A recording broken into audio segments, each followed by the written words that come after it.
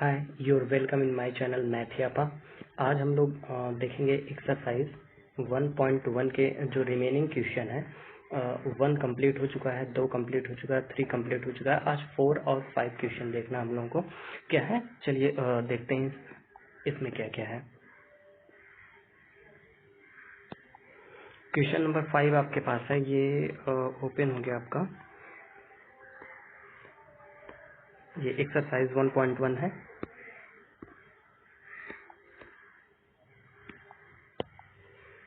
Question number 4 है, use Euclid division lemma to show that the square of any positive integer is either of the form of 3m और 3m+1 for some integer m।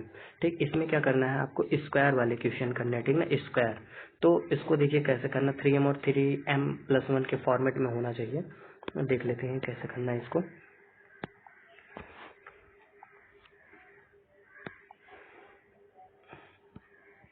3m and 3m+1। ठीक, इसके format में देखना है और क्या करना है, इसमें स्क्वायर करना है। ठीक है, स्क्वायर करना है। तो आप सबसे पहले ये देखिए कि यहाँ पे जो भी चीज़ गिवन है, ये जो चीज़ गिवन है इसको हम लोग जब फॉर्मेट में लिखते हैं, ये क्या है, क्वेश्चन नंबर 4 है। ठीक है, A=BQ+R के फॉर्मेट में लिखते हैं। अब इसका क्या करिए भाई, कंपैरिजन करिए इसके साथ और इसके साथ, दोनों के साथ आप कंपैरिजन करेंगे तो आपको जो है ये वाला टर्म उठाना है 3m। ठीक है, 3m।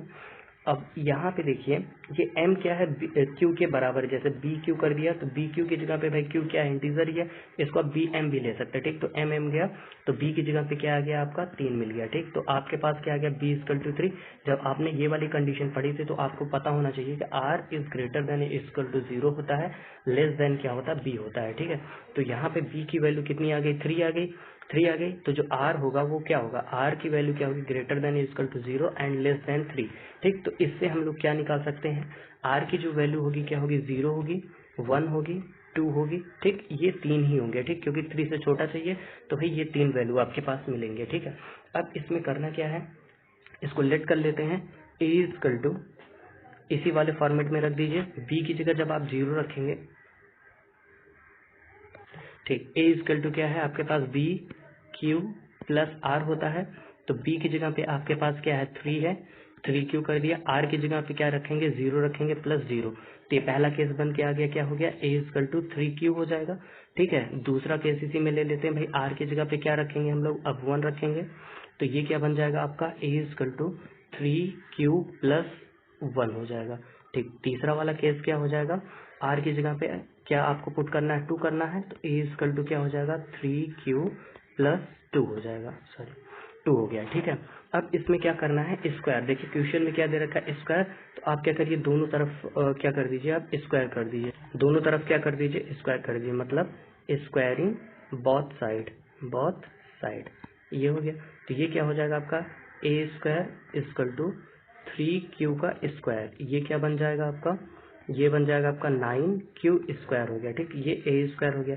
तो आप a² इसको क्या लिख सकते हैं, 3 × 3q², ऐसा कर सकते हैं भाई। अब इस 3q² को क्या मान लीजिए, आप m मान लीजिए, 3। अब यहाँ पे क्या है, 3q² की जगह पे क्या लिख सकते हैं, m। तो ये हो गया 3m हो गया। ठीक, तो a² क्या आ गया आपके पास, 3m आ गया। तो आप यहाँ पे लिख दीजिए वेयर m = 3q²। ठीक, ये ऐसा हो गया। अब दूसरा वाला देख लेते हैं, इसमें भी मतलब स्क्वायर करना है both side, square both side. ठीक, बोथ साइड हो गया। ये क्या बन जाएगा, स्क्वायर = 3q+1 का स्क्वायर। इसको आप क्या लिख सकते हैं, 3q² + 1 का स्क्वायर प्लस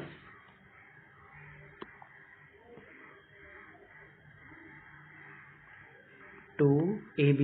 a की जगह पे क्या हो गया आपका, 3q हो गया, इंटू b की जगह पे क्या हो गया, 1 हो गया। इसको क्या लिख सकते हैं, 9q² + 1 + 2 3 = 6q। ये हो गया आपके पास। अब आप क्या करिए, इसमें 3q² और 6q है। ठीक है, इसको एक साथ लिख लीजिए, 9q² + 6q + 1। ठीक है, अब यहाँ से 3q और यहाँ से 3q कॉमन ले लीजिए। ये क्या बन जाएगा आपके पास, 3q ये हो जाएगा आपका 3q प्लस 2 और ये प्लस 1 हो गया। ठीक, जहाँ पे आप इस पूरे चीज को क्या मान लीजिए, m मान लीजिए, ये क्या बन जाएगा, इस पूरे चीज को आप क्या मान लीजिए, इस पूरे चीज को आप क्या मान सकते हैं, m मान सकते हैं। तो ये क्या बन जाएगा आपका 3m प्लस 1 हो गया। ठीक, आप यहाँ पे लिख दीजिए where m is equal to q 3q plus 2 ये है। ठीक, तो ये दूसरा वाला फॉर्मेट आपके पास ये आ गया, a square is equal to 3m plus 1 हो गया। ठीक, अब इस चीज को देख लेते हैं, इस वाले केस को देख लेते हैं। जब हम लोगों ने r इजकल टू 2 रखा तो आपके पास क्या आ गया, a equal to 3q plus 2, squaring both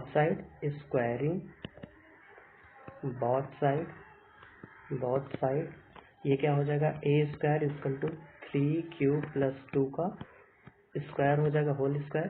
भाई देखिए किस पे है ये, a प्लस b का होल स्क्वायर, ये फार्मूला पता ही होगा, a square plus 2ab plus B square. ठीक, चाहे इसको इधर लिखिए चाहे इसको इधर लिखिए, कोई फर्क नहीं पड़ता है। तो यहाँ पे क्या हो जाएगा, 3q का whole square plus 2 into 3q into 2 plus 2 का स्क्वायर, ये क्या बन गया आपका 9q स्क्वायर प्लस 2 3 जा 6 2 जा 12q प्लस 4 हो गया। ठीक है, इस चीज को ऐसे लिख सकते हैं 9q square plus 12q plus 4 को आप क्या कर सकते हैं, 3 प्लस 1 लिख सकते हैं, बिल्कुल लिख सकते हैं। अब आप यहाँ पे क्या कॉमन ले लीजिए, 3 कॉमन ले लीजिए, आपको जैसे भी जो भी अच्छा लगे, 3q ले लीजिए कॉमन आप, 3q।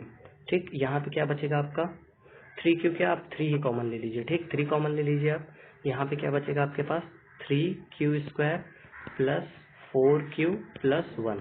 ठीक, प्लस 1 आ गया।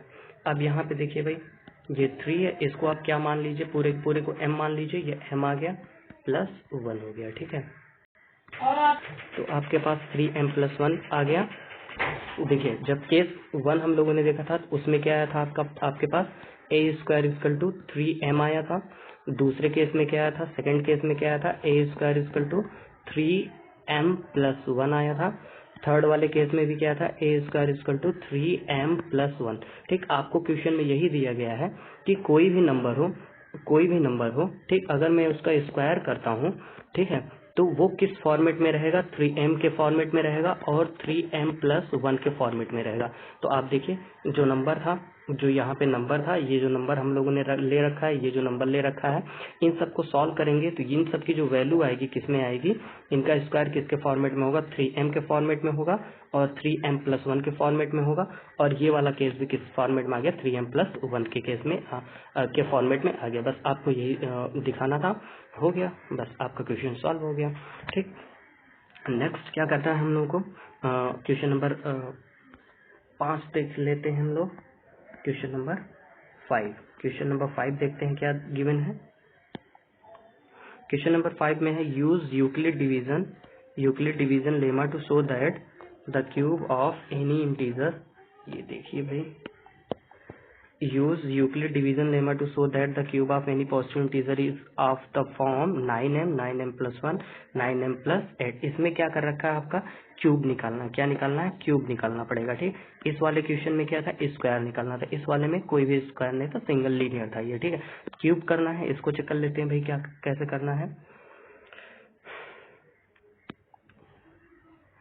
किस फॉर्मेट में लिखना है आपको, 9m plus 1 and 9m plus 8 के फॉर्मेट में करना है। ठीक है, तो क्या क्या है, और हाँ इसमें क्या करना है, क्यूब करना है, क्या करना है, क्यूब करना है। ठीक है, सबसे पहले तो आपको डिसाइड करना पड़ेगा b की वैल्यू क्या लें, b की वैल्यू हम लोग क्या लें। ठीक है, तो अब देखिए यहाँ पे क्या है, 9m है, 9m है, 9m है। ठीक है, अगर आप चाहेंगे तो m के साथ किसका मल्टीप्लाई है, 9 का है, इसका मतलब आप बोल सकते हैं कि भाई b इक्वल टू हम यहाँ पे क्या ले सकते हैं, 9 लेंगे। ठीक, जब आप b की वैल्यू आप 9 लेंगे तो r की वैल्यू क्या हो जाएगी, r की वैल्यू क्या हो जाती है, ग्रेटर देन या इक्वल 0 एंड लेस देन क्या होता है, b होता है।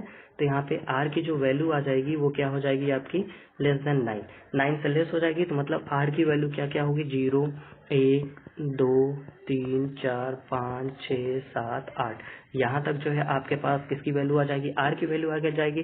तो आपके पास कितने केस बनेंगे टोटल, 2 4 6 8 9 9 केसेस बनेंगे। कितने टोटल केस बनेंगे? 9 केस बनेंगे। 9 केस को सॉल्व करना क्या हो जाएगा, थोड़ा एक लेंदी प्रोसेस हो जाएगा। ठीक है, लेंदी प्रोसेस हो जाएगा।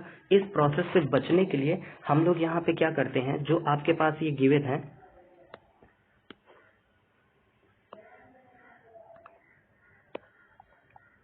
जो आपको यहाँ पे गिवन है, जो आपको ये गिवन है a इक्वल टू 9m और 9m प्लस 1 9m प्लस 8 ये गिवन है। तो यहाँ पे हम लोग b इक्वल टू 9 ना लेकर के हम इसको कुछ ऐसे लिख सकते हैं क्या, ये जो 9m है इसको कुछ ऐसे लिखा जा सकता है 3 इंटू 3m। ठीक, इसको ऐसे लिखा जा सकता है। यहाँ पे भी भाई 3 इंटू 3m प्लस 1, यहाँ पे भी 3 इंटू 3m प्लस 8 ऐसे लिखा जा सकता है। तो अब हम ये क्या कर सकते हैं, इस पूरे नंबर को एक क्वांटिटी मान लेते हैं। मान लीजिए 3p कर लिया, इसको क्या कर दिया हम लोगों ने 3p प्लस 1 कर दिया, इसको भी क्या करें 3p प्लस 8 कर दिया। ठीक, तो अब यहाँ पे देखिए इस नंबर के साथ किसका मल्टीप्लाई हुआ है, 3 का मल्टीप्लाई हुआ है। तो हम यहाँ पे b की वैल्यू क्या ले सकते हैं, 3 ले सकते हैं। ठीक, b की वैल्यू 3 लेंगे या फिर b की वैल्यू 9 लेंगे तो भी क्या होगा कि हमारा जो फॉर्मेट आएगा कुछ इसी फॉर्मेट में आएगा। तो हम लोग यहाँ से जो है b का वैल्यू जो है 3 लेकर के चलते हैं। ठीक, जब ऐसे केसेस आए तो आप b की वैल्यू क्या लेकर के चलिए, 3 लेकर चलिए। ठीक, वैसे देखिए 9 है आपका b की जगह पे, तो क्या कर सकते हैं, ये 9 क्या है 3 का मल्टीपल है, 3 का क्या मल्टीपल है, तो b की वैल्यू हम लोग 3 लेकर के चलेंगे, जो रिजल्ट आएगा वही जो है 9 पे भी है, क्योंकि देखिए जो 9 है 3 से पूरी तरीके से डिविजिबल है। ठीक, तो यहाँ पे हम लोग b की वैल्यू क्या लेके चलते हैं, 3 लेकर के चलते हैं। तो जब b की वैल्यू 3 लेके चलेंगे तो r की वैल्यू क्या हो जाएगी, 0 1 और 2, ये 3 वैल्यू आपके पास आ जाएगी। तो पहले केस में देखते हैं भाई, पहले केस में r इक्वल टू क्या है, 0 है, तो a equal to B cube plus R, इसमें पुट करिए। a इक्वल टू b की जगह पे आपके पास क्या है 3 है, तो ये 3 क्यूब हो गया। r की जगह पे 0 है तो 0 पुट कर दीजिए। a इक्वल टू क्या आ गया आपके पास, 3 क्यूब आ गया। ठीक है, अब क्या कह रहा है, क्यूब लेने के लिए बोल रहा था, इसमें क्वेश्चन में क्यूब था, तो आप करिए both side cube, both side cube. ठीक, मतलब टेकिंग बोथ साइड क्यूब, ये क्या बन जाएगा आपका a cube equal to 3 Q का क्यूब हो गया, ये बन जाएगा आपका 27 क्यूब हो गया। ठीक है, इसको क्या लिख सकते हैं हम लोग, 9 इंटू 3 क्यूब लिख सकते हैं। ये क्या बन जाएगा आपका 9 इंटू 3 क्यूब को क्या मान लीजिए आप, m मान लीजिए, इसको क्या मान लीजिए भाई, m मान लीजिए, ये क्या बन जाएगा m हो गया। तो ये किस फॉर्मेट में आ गया, 9m फॉर्मेट में आ गया। a क्यूब इक्वल टू क्या आ गया, 9m के फॉर्मेट में आ गया।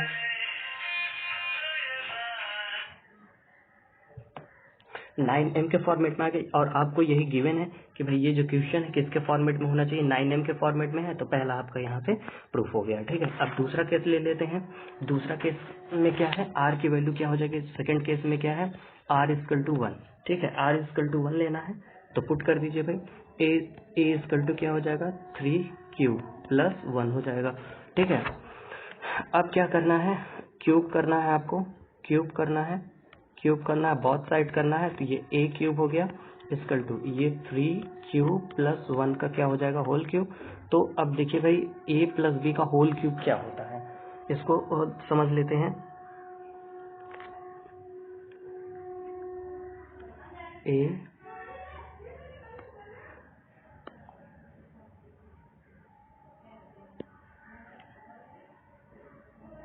प्लस b का होल क्यूब, इसको क्या लिख सकते हैं, a cube plus b cube plus 3ab bracket के अंदर a प्लस b। ठीक, इसको थोड़ा सा सॉल्व कर लेते हैं। a cube plus b cube plus 3a square b plus 3b square a, ये लिखा जा सकता है। ठीक है, अब इसमें जो है पुट कर दीजिए वैल्यू, a की जगह पे 3q है, b की जगह पे 1 है, तो क्या आएगा वैल्यू आपका a क्यूब, इसको क्या लिख सकते हैं हम लोग, 3q का होल क्यूब प्लस 1 का होल क्यूब। ठीक है, अब क्या हो जाएगा, प्लस 3 इंटू a की जगह पे क्या है 3q है, 3q का स्क्वायर इंटू 1। ठीक है, प्लस ये वाला वैल्यू 3 इंटू 1 का स्क्वायर इंटू a की जगह पे क्या है 3q है। ठीक, कुछ ऐसा लिख लिया। ये वैल्यू आपकी क्या आ जाएगी, 27 q का क्यूब प्लस 1 प्लस 3 का स्क्वायर 9, 9 3 ज़ा 20,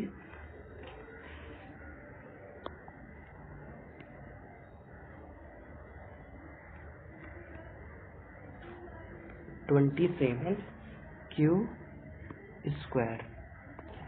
इसको सॉल्व करने पे इतना आ गया। अब यहाँ पे देखिए क्या करते हैं, इन ये तीनों टर्म है, दिख रहे हैं आपको, एक टर्म, दो टर्म, तीन टर्म। इन तीनों टर्म में देखिए 9 के मल्टीपल तीनों है, तो यहाँ पे क्या कर लीजिए, 9 कॉमन निकाल लीजिए, ठीक है।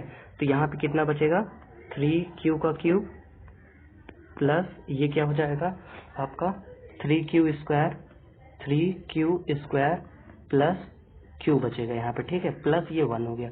अब इस पूरे को आप क्या मान सकते हैं, m मान सकते हैं, मान लीजिए भाई। तो 9m प्लस 1, ठीक, देख लीजिए भाई आ गया, 9m प्लस 1 के फॉर्मेट में आ गया, ये क्वेश्चन में गिवन है। जब हम इस बंदे का जो है क्यूब करेंगे तो आप जब सॉल्व करेंगे तो इस फॉर्मेट में आ जाएगा, 9m प्लस 1 के फॉर्मेट में आ जाएगा, ठीक है।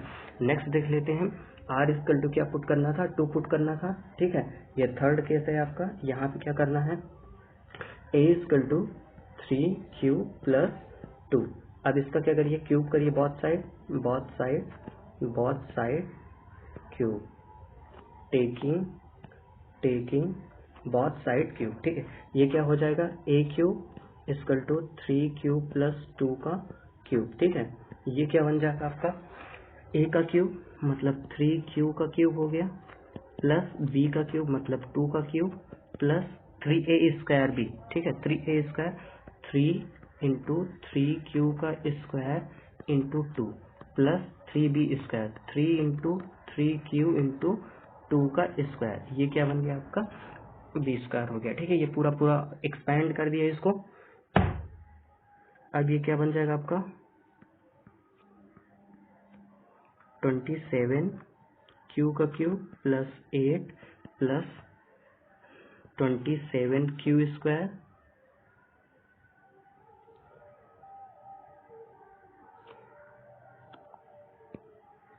ये हो जाएगा 3 3 9 27 दूना 54, 54 का क्यू स्क्वायर, ठीक है, प्लस 4 3 12 3 36 क्यू, ये हो गया, ठीक है। अब क्या करिए, ये है टर्म, ये टर्म है, ये टर्म है, यहाँ पे आप क्या कर लीजिए, 9 ले लीजिए, 9 कॉमन ले लीजिए, 9 कॉमन ले लिया तो यहाँ पे क्या बचेगा, 3q क्यूब प्लस 6 हो गया, 6q स्क्वायर प्लस 4q, ठीक है, प्लस ये जो 8 बच रहा है उसको इधर लिख देते हैं। इसको क्या लेट कर लिया हम लोगों ने, इसको m लेट कर लिया, क्या लेट कर लिया, m, ठीक। तो ये बन जाएगा आपका 9m प्लस 8, ठीक। जब तीसरा केस हम लोग लेते हैं तो a का क्यूब इक्वल टू क्या आ गया, 9m प्लस 8 आ गया, ठीक है। ये कुछ इस तरीके से जो है आपका आ जाएगा। तो अब देखिए पहले केस में आपका क्या था, a cube equal to 9m, second case में क्या था आपका, a cube equal to 9m plus 1 आ गया, थर्ड केस में क्या आ गया, a cube equal to 9m plus 8 आ गया, ठीक है, कुछ ऐसा आ गया। और यही आपको प्रूफ करना था, हो गया, ठीक। इस तरीके से आप लोगों की एक्सरसाइज 1.1 क्या हो गया, पूरी तरीके से कंप्लीट हो गया, ठीक है, कंप्लीट हो गया है, ठीक। अब नेक्स्ट जो टॉपिक है वो क्या है, फंडामेंटल थ्योरम है, क्या है, ये है fundamental theorem of arithmetic.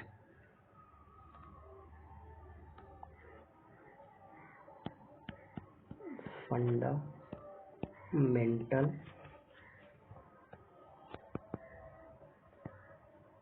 Theorem of arithmetic, ठीक। फंडामेंटल थ्योरम ऑफ अरिथमेटिक क्या कहलाता है, इसको देख लेते हैं भाई। जैसे इसको समझिए, इसका कंसेप्ट क्या है। जैसे हम लोगों ने क्या किया, 27 लिया, ठीक ना, 27। अब मैंने बोला 27 का फैक्टराइजेशन करो, क्या करो, फैक्टराइजेशन करना है आपको, फैक्टराइजेशन। तो कैसे करते हैं भाई, ये कुछ ऐसे इस तरीके से, 3 9 ज़ा 27, फिर 3 ज़ा 9, फिर 3 1 ज़ा 3, ठीक। तो 27 को क्या लिखते हैं हम लोग, 3 इंटू 3 लिखते हैं, ठीक। ये फैक्टराइजेशन किया। अब मान लीजिए मैं लिखता हूँ 6 है, ठीक ना, 6 है, 6 ठीक 6 का अगर मुझे फैक्टराइजेशन करना है, फैक्टराइजेशन अगर मेरे को निकालना, कैसे करेंगे, 6 किया, ठीक जैसे एलसीएम अपन लोग लेते थे, एलसीएम लेते थे, ठीक ना, एलसीएम लेते थे, जैसे मान लीजिए 12 और 4 का एलसीएम लेना होता तो कुछ इस तरीके से हम लोग इसमें डिवाइड करते थे। सबसे छोटे नंबर का 2 से किया, 6 हुआ, 6 हुआ, फिर 2 हुआ, फिर 3 से किया, 2 जा 6, फिर ये 2 हुआ, फिर 2 से किया, 1 1 आ गया। ठीक इस तरीके से डिवाइड करके इसको सॉल्व करते थे ना। सेम तरीके से जब फैक्टराइजेशन किया जाता है तो इसी तरीके से किया जाता है। इसको सबसे पहले छोटे नंबर से डिवाइड करो, ठीक 2 से कटेगा, 2 3 जा 6, अब क्या बचा, 3 आया तो 3 से करो, ठीक तब तक करना जब तक यहाँ पे आपको क्या ना मिल जाए, 1 मिल जाए। ठीक 1 मिल गया मतलब छोड़ दो इसको। ठीक अब इस 6 को आप क्या लिख सकते हो, 6 इक्वल 2 इंटू 3। ठीक देखिए एक फैक्टर ये हो गया, दूसरा फैक्टर क्या है, ये है। इन दोनों का जब आप मल्टीप्लाई करोगे तो आपको क्या मिल रहा है, 6, आपको क्या मिल रहा है, 6 ही मिल रहा है। ठीक तो इसी को बोला जाता है फंडामेंटल थ्योरम ऑफ अर्थमेटिक। ठीक मतलब कोई नंबर है, ठीक ना, कोई नंबर है, ठीक उस नंबर का क्या करना है, आपको फैक्टर करना है। ठीक ना, क्या करना है, फैक्टर करना है या फैक्टराइजेशन करना है। क्या करना है, फैक्टराइजेशन करना है। ठीक किसी भी नंबर का फैक्टराइजेशन करना है, और फैक्टराइजेशन आप ऐसे करो कि उसमें जो भी नंबर आए वो हमेशा कैसे होने चाहिए, प्राइम नंबर होने चाहिए। कैसे होने चाहिए, प्राइम नंबर होने चाहिए। ठीक प्राइम नंबर के बारे में आप लोगों को बता चुका हूँ। प्राइम नंबर क्या होता है, ऐसे नंबर जो सेल्फ से क्या हो, जो सेल्फ से डिविजिबल हो, डिविजिबल हो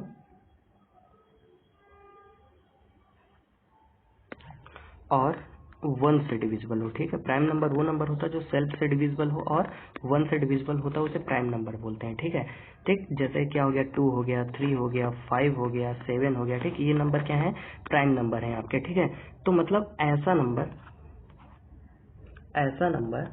नंबर जिसका फैक्टराइजेशन करो आप, फैक्टराइजेशन करो, और फैक्टराइजेशन में जो नंबर मिले वो कैसे मिले, आपके प्राइम नंबर मिले, तो उसी को क्या बोला जाता है, फंडामेंटल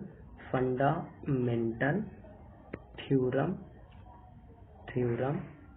ऑफ अरिथमेटिक बोला जाता है। ठीक है अरिथमेटिक बोला जाता है। ठीक फंडामेंटल थ्योरम ऑफ अरिथमेटिक क्या है, कोई भी नंबर हो उसका फैक्टराइजेशन करो और फैक्टराइजेशन में क्या मिले, आपको प्राइम नंबर मिले, तो उसी को बोला जाता है फंडामेंटल थ्योरम ऑफ अरिथमेटिक होता है। ठीक है जैसे देख लेते हैं इसका एग्जांपल अगर लिखना हो, फंडामेंटल थ्योरम ऑफ अरिथमेटिक,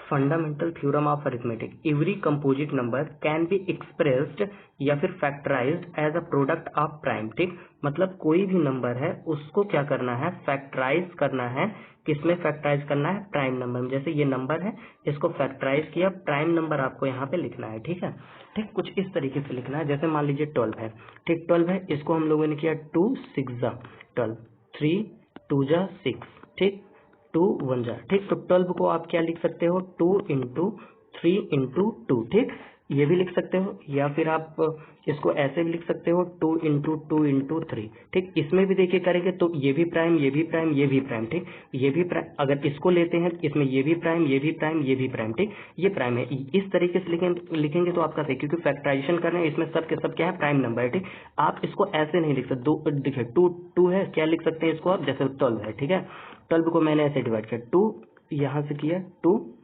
6 जा 12। ठीक तो इसको मैं क्या 2 इंटू 6 नहीं लिख सकता हूँ। देखिए 3 इंटू 2 किया 6 आ गया, 2 इंटू 6, 12 का फैक्टराइजेशन 2 इंटू 6 भी होगा, लेकिन इसमें 2 तो प्राइम नंबर है, लेकिन 6 क्या प्राइम नंबर है, नहीं 6 प्राइम नंबर नहीं है। ठीक है इसको आप ऐसे भी लिख सकते हैं 3 इंटू 4, ये भी लिख सकते हैं 3 4 से क्या रहा 12, ये फैक्टराइजेशन हुआ तो, लेकिन यहाँ पे 3 तो प्राइम है लेकिन 4 क्या है, प्राइम नंबर नहीं है। इस वजह से इन दोनों को हम लोग जो है फंडामेंटल थ्योरम ऑफ अर्थमेटिक नहीं बोलेंगे, क्योंकि इसमें जो है प्राइम नंबर नहीं, ये आपके फंडामेंटल थ्योरम ऑफ अर्थमेटिक कहलाएं, क्योंकि इसमें जितने भी नंबर हैं सबके सब क्या है, प्राइम नंबर हैं। ठीक है अब देखिए this factorization is unique apart from the order in which prime factors occur. ठीक है ये क्या कह रहा है, जो फैक्टराइजेशन होगा वो क्या होगा, यूनिक होगा। मतलब जैसे 12 है, 12 का जो फैक्टराइजेशन होगा क्या होगा, यूनिक होगा, मतलब एक ही होना चाहिए। ठीक ना इसके अलावा और कोई फैक्टराइजेशन नहीं होगा। देखिए ये 2 इंटू 3 इंटू 2 आ रहा है। ठीक इसको मैं क्या लिख सकता हूँ, 2 इंटू 2 इंटू 3 लिख सकता हूँ। आप बोलोगे 2 है, नहीं 2 नहीं, ये दोनों मिला करके क्या एक ही चीज है, बस आपने 2 का जो है ऑर्डर चेंज कर दिया, 2 को इधर करना था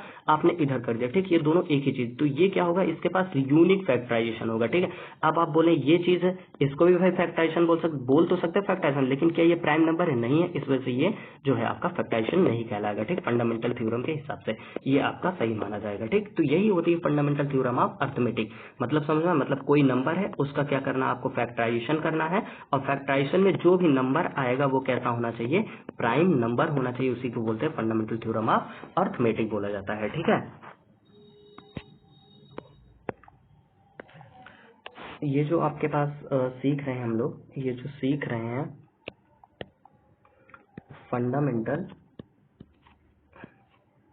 फंडामेंटल थ्योरम ऑफ अर्थमेटिक, ये जो सीख रहे हैं एफटीए, इससे इसका जो यूज है क्या करते हैं हम लोग, एलसीएम को भी फाइंड आउट करने में करते हैं, एचसीएफ को भी फाइंड आउट करने में हम लोग करते हैं, ठीक है। तो अब आगे की जो एक्सरसाइज है 1.2, इसको हम लोग जो है कल देखेंगे।